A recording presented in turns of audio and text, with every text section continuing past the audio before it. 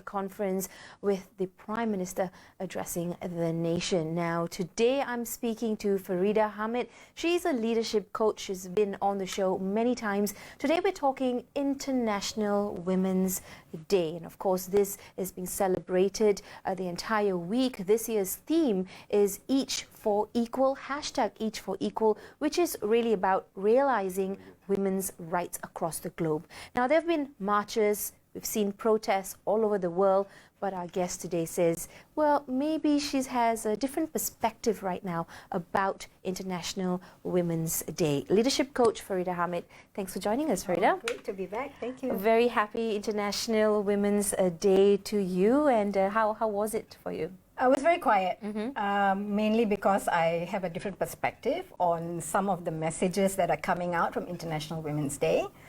And so one of the issues that I really have is that a lot of these messages and advocacy, for example, are coming from agencies that I don't quite think are walking their talk. Okay, while the topic today is revisiting the conversation on, women and surrounding Women's Day as well, you're saying right now that you feel not enough is being done, or are we not on the right track? Okay. So it's more towards that we're not on the right track, and I'll give you a sort of a macro picture about what I'm talking about to give you some context, right? So let's start with the big picture. The big picture is we know that 50% of the world's population are women and girls. Okay. That's not in dispute, right? Half the sky. Half the sky, exactly. But when you look at some of these global agencies like the United Nations, for example, this theme of I am generation equality, each is equal, which is the theme for this year's International Women's Day, Right. Their parent body, which is the United Nations, has not had a woman secretary general in its 75-year history. So it's not practicing what it's preaching. Not preaching. And then if you think about the World Bank, right?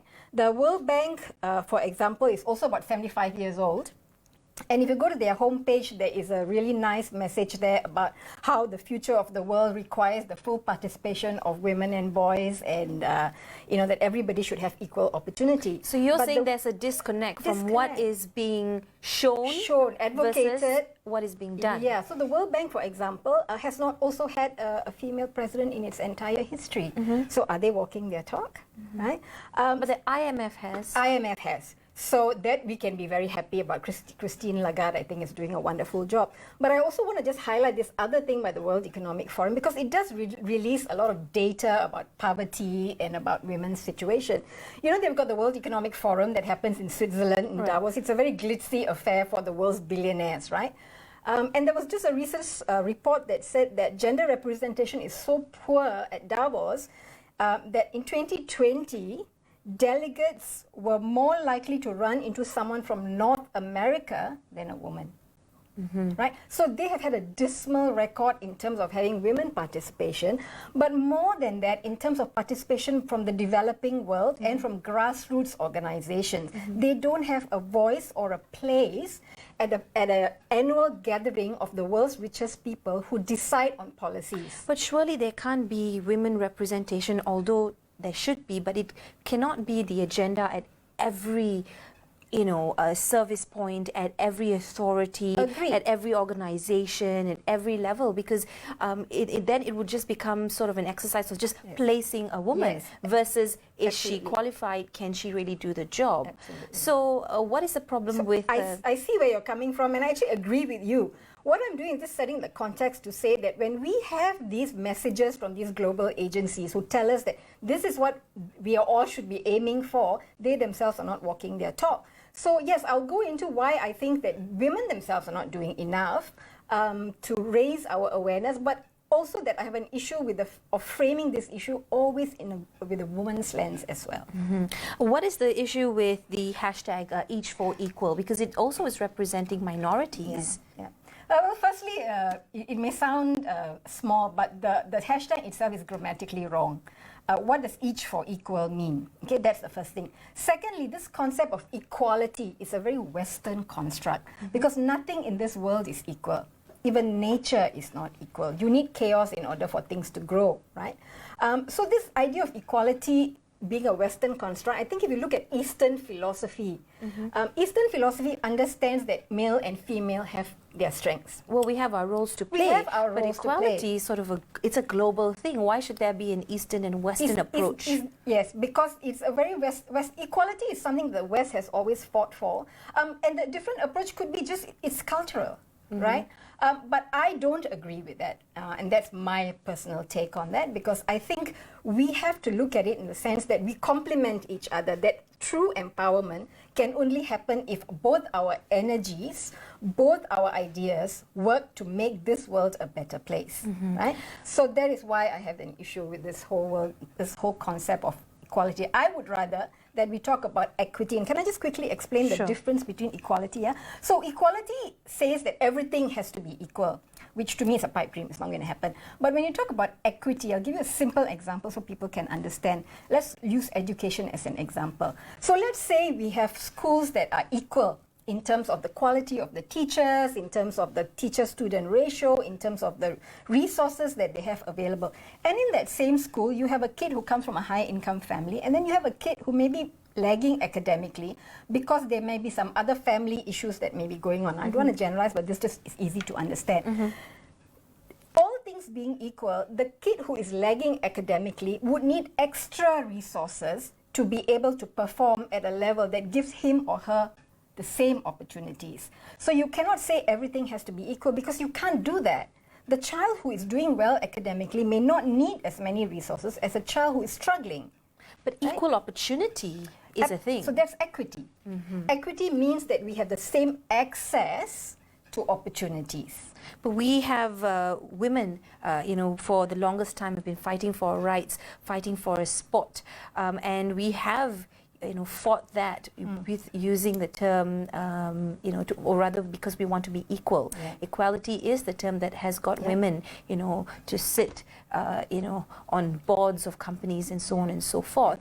How do you then say, well, I can only take this much of the leadership role and not be a total equal to a man? That's not what I'm saying. What I'm saying is, and I've always said that because I've not changed my stance, I feel that going forward, see, the world before, during the Industrial Revolution, was about muscle power, and that is why men were getting more opportunities and such. Today's world, it's about soft power, it's about the brain, right?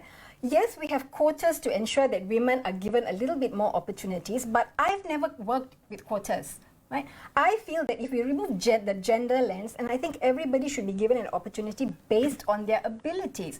Now, is everybody going to get fair and equal opportunities? The world doesn't work that way, right? So why are we chasing something that we know realistically is not going to happen?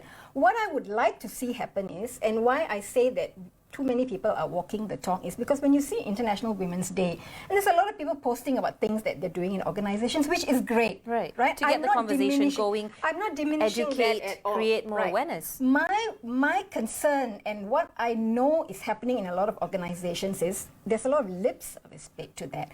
Because after International Women's Day, what is being done to change the structures within organizations to ensure that there is as little bias as possible in hiring, right, in opportunities. I've talked about this before, where I talk even about the language that is used in job vacancy ads, the language that is used when you're considering someone for a promotion.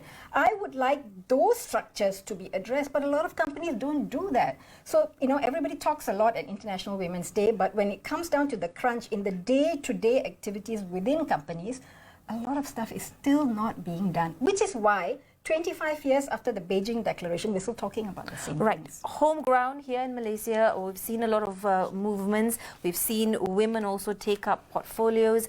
Let's talk about things that we can celebrate. What are some of the hits versus perhaps you also want to highlight some of the misses that we need to address as soon as possible? Well, I think on the home ground, Malaysia has been very good at adopting technology. And so I think across the board, when you look at our education system, I think every government has been very driven to ensure that technology becomes a sort of equalizing factor in terms of the playing field. So that we have done very well. I also think that in a lot of multinational companies, there have been a lot of women that have been promoted. Not enough, right? But again, I come back to this thing, is just because there are women in the boardroom, just because there are women in a leadership position, don't assume that female-friendly policies or human-friendly policies are going to be put in place. Because that is a very simplistic way of looking at things. Because you and I both know, we've worked enough to know that that's not true. Just because you have a woman in a leadership position doesn't mean she's going to champion the rights of other women. So we have to be careful when we say just because we've got so many women in these positions, things are going to change. Okay, so how do we get things to change or to improve rather? Because it is my personal opinion that I think here in Malaysia we have done a lot in changing the landscape and empowering more women, whether it's from the ministry, or whether it's through NGOs, even at school levels. I think we have done quite a bit. Well, I think we have done pretty well considering some of the challenges that we have had. But I just want to highlight there's been a new report that came out just a couple of days ago by the United Nations, ironically, that they did this study of 75 countries covering 80% of the world's population. And this is really very sad. What they found was 90% of people, both men and women that were studied in this for this survey, display prejudiced sentiments towards women. So the truth of the matter is, when you talk about all the challenges that women and girls are facing, female genital mutilation, child marriage, sexual harassment at the workplace, if we are 50% of the global population, are we just victims?